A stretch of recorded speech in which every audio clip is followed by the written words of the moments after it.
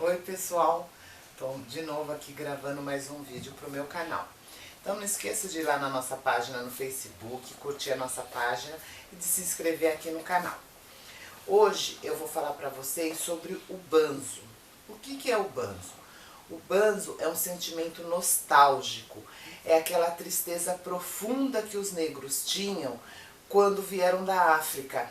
Ou seja, para mim, eu fiz uma associação, deve ser hoje como a depressão, porque é uma dor muito grande. Então, imaginem vocês estarem num país que arrancaram a sua identidade, arrancaram a sua vida, a sua família, o seu modo de ser, e de repente você está num mundo desconhecido, porque se tornou um mundo desconhecido.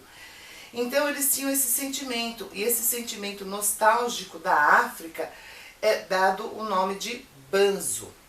E hoje eu fiz nessa relação, seria a nossa depressão hoje, que muitas pessoas em depressão ficam introspecta, ficam com aquela dor, aquele sentimento, aquela coisa ruim que muitas vezes, ou na grande maioria, leva até o suicídio. E foi isso que aconteceu lá atrás com os nossos antepassados. Muitos deles se suicidaram, chegaram até a se matar de não aguentar essa dor. E eles entoavam muitos cânticos. Em alguns filmes a gente até vê esses cânticos, é um cântico de lamento, de dor, de saudade.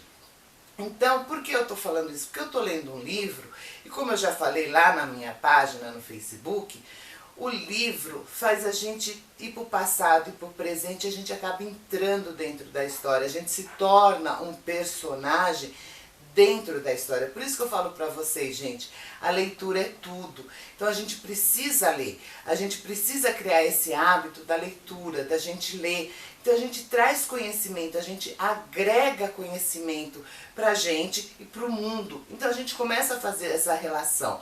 E lendo esse livro que eu falei chamado Escravos, eu lendo uma certa parte do livro, falando dos suicídios que estavam acontecendo entre os negros.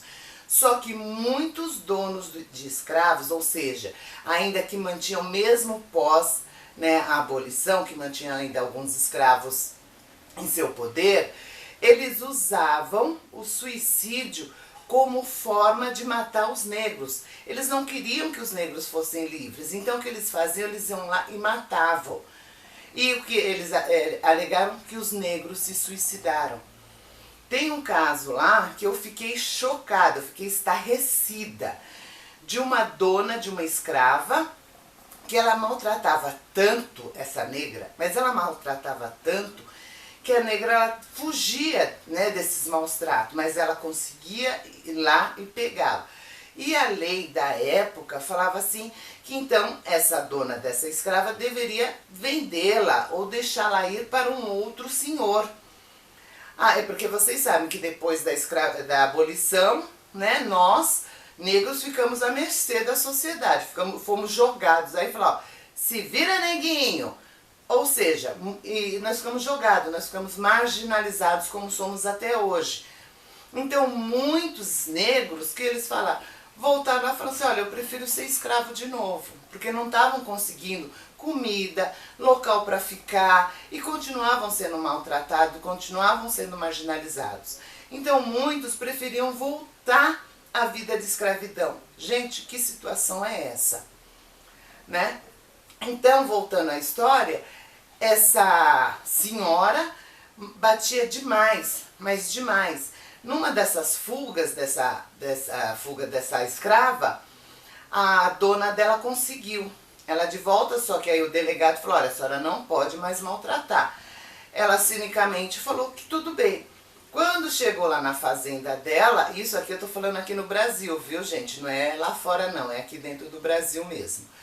Ela levou ela para um lugar ermo, mas ela bateu tanto, mas tanto nessa negra, que ela já desmaiou.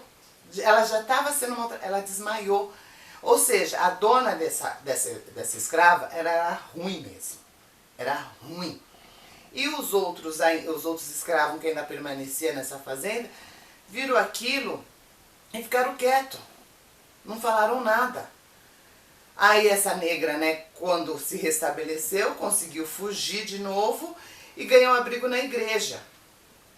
Então, olha que situação, que nós, mesmo depois de libertos, né, pela abolição, nós continuávamos sendo escravos. Então, muitos donos ainda, ou muitos escravagistas, né, falavam assim, não, para não ter que se ver livre, né, dos escravos, eles matavam os escravos e falavam que eles se suicidaram. Que eles falaram que se suicidavam. Aí eu lembrei de uma história que o meu pai me contou, que acho que foi entre 1940, eu não posso precisar a data que o meu pai não passou para mim. Que ele veio aqui para São Paulo, junto com a mãe e os dois irmãos deles, uma menina, que eu tenho o nome dela, e meu tio, né? Aí eles vieram aqui para São Paulo porque minha avó, com os problemas que teve, eles são de Ribeirão Preto, por motivos particulares, familiares lá que teve com o meu avô, eles vieram fugidos aqui para São Paulo. Mas já com uma indicação de trabalhar numa casa de família. Só que chegando na casa de família, a dona da casa falou o seguinte, olha, dona Célia, só vai ficar aqui, morando aqui, a senhora e a nenê, porque minha tia era a caçula, então ela era de colo. Os seus 2 filhos eu não quero aqui. A minha avó ficou meio assim, mas ela também não tinha onde ficar, porque ela acabou de recém-chegada em São Paulo, ela aceitou a condição. O que ela falou para o meu pai e para o meu tio? Vocês durante o dia, vocês ficam perambulando, aí fica andando, fica sentado aqui, esperando, né, anoitecer. Quando anoitecia, ela abria a porta dos fundos da casa, meu tio e meu pai entravam, dormiam lá no quarto dos empregados, junto com a minha avó, e quando estava amanhecendo, ela acordava eles e colocava eles para fora. Meu pai falava que às vezes estava frio, aí meu tio e meu pai, um dando o braço para o outro, ficavam sentados na calçada. Por quê? Porque a dona da casa não queria nem ver a cara deles lá dentro.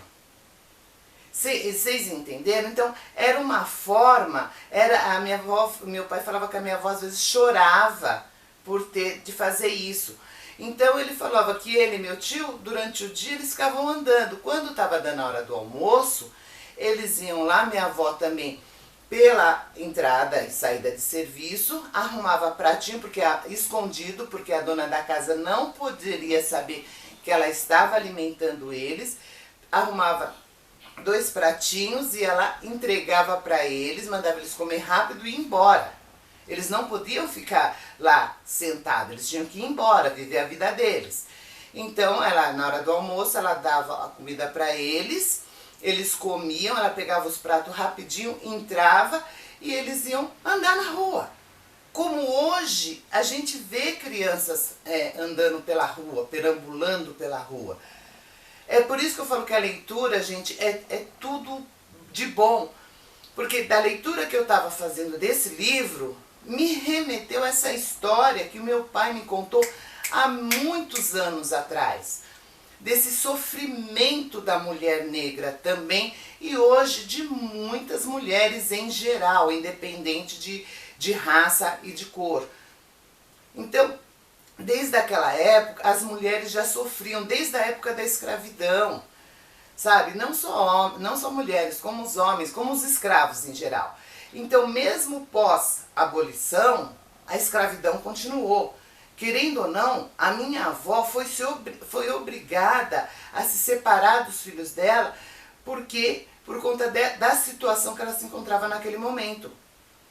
Porque nesse livro também relata que muitos suicídios, teve também muitos negros se suicidaram por conta dessa separação.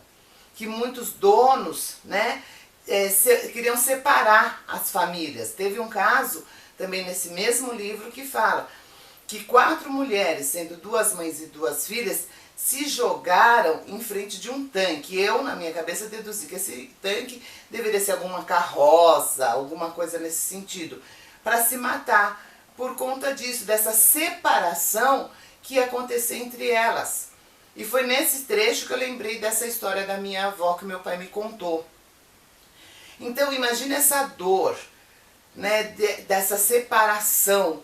E hoje, quantas mães também são obrigadas, né, como a gente vê, que matam, né, seus filhos morrem desse modo torpe, doido, que a gente vê diariamente nos noticiários.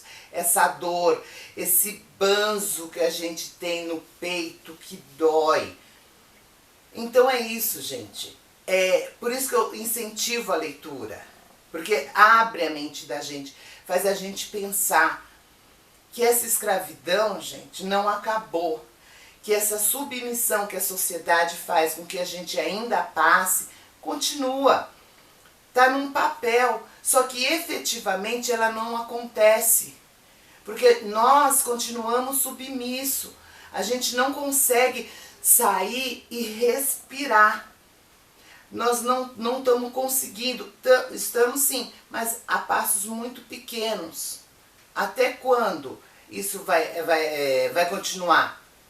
Até quando nós vamos ter que ser sufocados?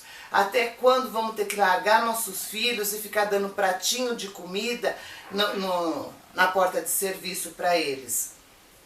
Sabe? E eu vi que isso marcou muito meu pai. Marcou muito. Como deve, logicamente, ter marcado o meu tio também. Então isso dói. Se doeu em mim ouvindo essa história, imagine neles, na minha própria avó.